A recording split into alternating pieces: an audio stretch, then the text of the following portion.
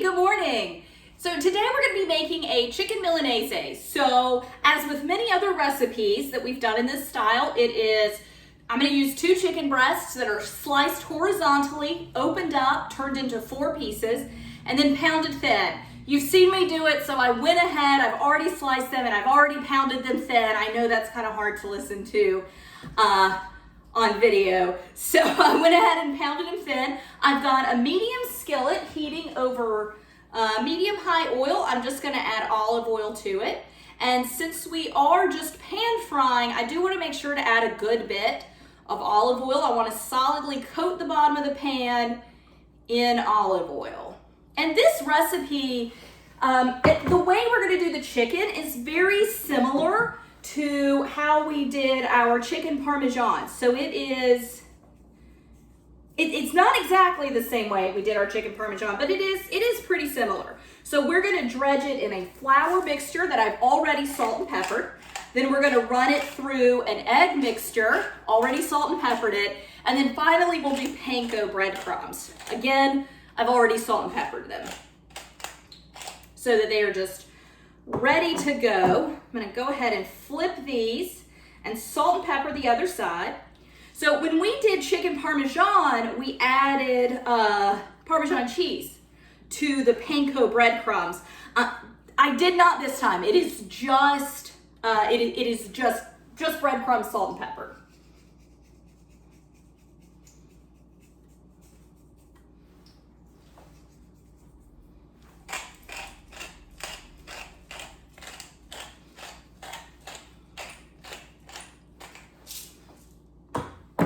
So real quick, especially this first one, I am just gonna lightly bread it.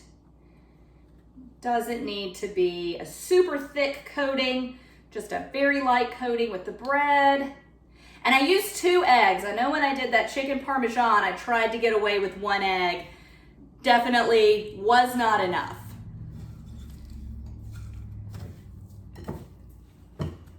Just press it into any areas. I'm probably gonna have to use my hand. I'm gonna see how long the tongs work though. Just press it into any areas that need a little extra.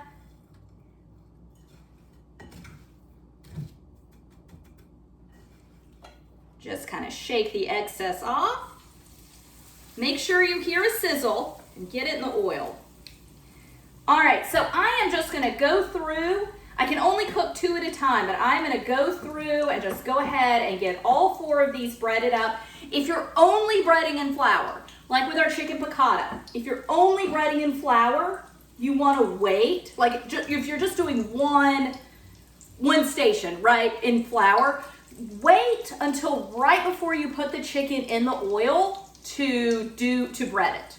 Okay, so don't bread in advance. I did that with the chicken piccata. I breaded them all up in advance and it just didn't. Unfortunately, the flour soaks into the chicken, so by the time you get it into frying, it doesn't work as well. But with this panko, you definitely can, I think I'm gonna need more panko, but with the panko breadcrumbs, they're a little more forgiving, so you can bread them up a few minutes before you cook them. Okay, so gonna get this one in the pan, gonna get some more panko to put in here, so probably about 1.5 cups in there, and then I'll come back and get everything else breaded up.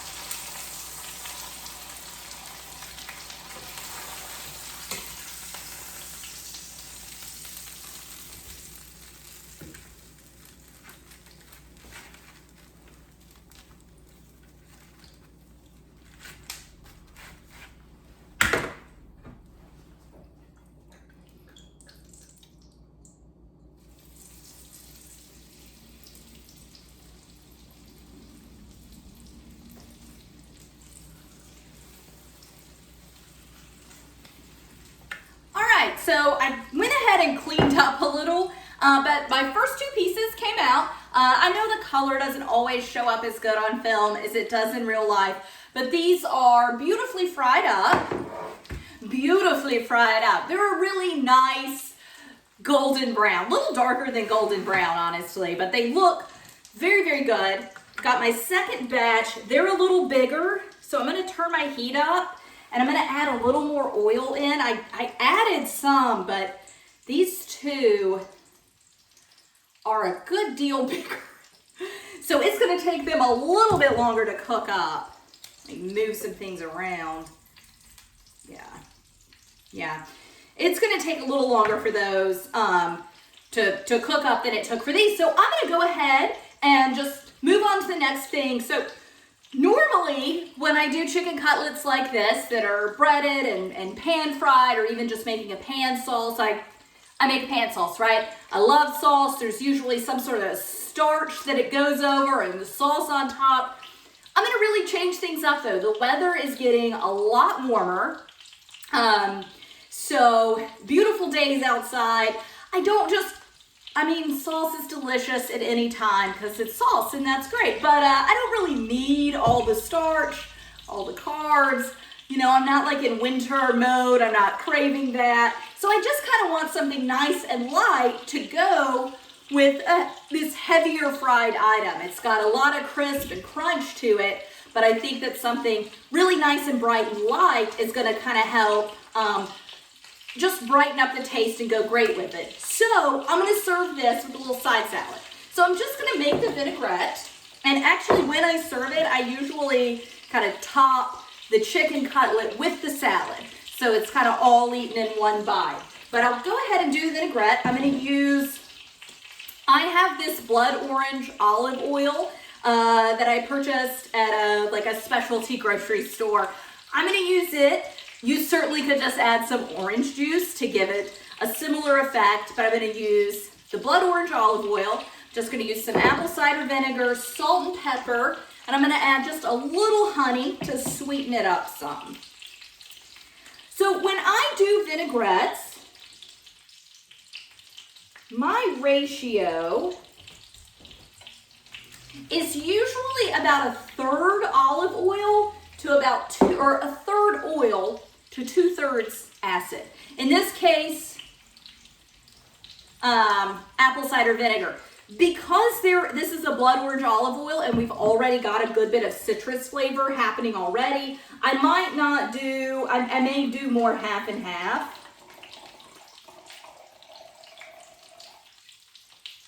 I think kind of the golden ratio is opposite. Most vinaigrette recipes, you'll find that it's 2/3 fat to 1/3 acid. I like the opposite. I prefer a little more of an acidic bite than more of that kind of fatty mouthfeel. Plus, with this, I've pan fried something, so I'm already going to get a good bit of that kind of fatty taste just in the fried texture of this, and the residual fat, right, that remains on the breadcrumbs. So I really want something bright and citrusy. But when you're making a vinaigrette, find out what ratio you like for yourself. I did plenty of them that were 2/3 fat to 1/3 acid before I realized that just didn't quite taste right to me. So I dialed it back and I started doing half and half, which is a really popular ratio as well. And even then, it was the mouthfeel just wasn't quite right for me, but it might be for you, right? So just custom tailor it to whatever you want. Simplest thing to make, put it in a mason jar, oil, some sort of acid, doesn't have to be vinegar, could be like a lemon juice, or if you wanted to copy this one and didn't have the fancy blood orange olive oil, you could just add orange juice to it. Salt and pepper, that's a vinaigrette. I'm going to add a little honey just to sweeten it up a little bit. And I'm not doing it this time, but a lot of times I will add a little mustard as well, just to give it just an additional little flavor, helps emulsify it. I don't think it's necessary here though. And then salt and pepper. And then you just shake it up.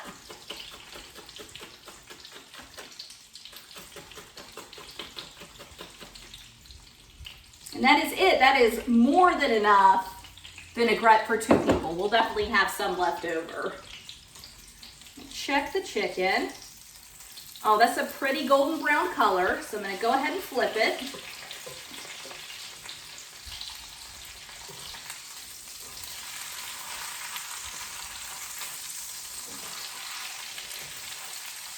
Okay, so just going to kind of show you how to make very simple little side salad that I'm doing. Got your lettuce. I'm adding apple to this. So, you know, I've got this nice, fairly acidic vinaigrette. I'm going to add a nice crunchy apple, and that's going to help balance out a lot of the fattier flavors that we're getting from the chicken.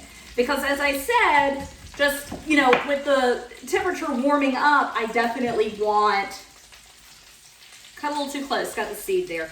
But as the temperature warming up, I definitely am wanting less hearty foods and more kind of light fresh foods. So I am just going to thinly slice.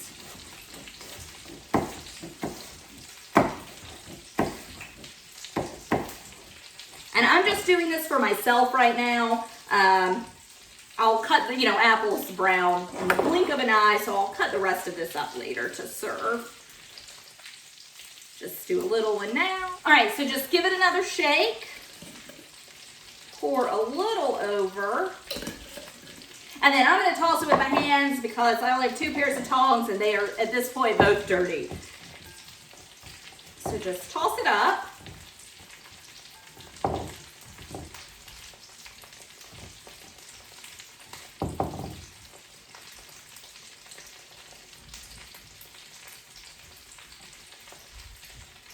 And then I will just serve this over the chicken, eat it as one, and that is a beautiful, delicious, light, crisp, but also kind of crunchy and fried hearty. So it's a really good combination of a lot of different textures and flavors. And I am very excited to get all this finished up and sit down and eat. Thank you for joining me. Bye.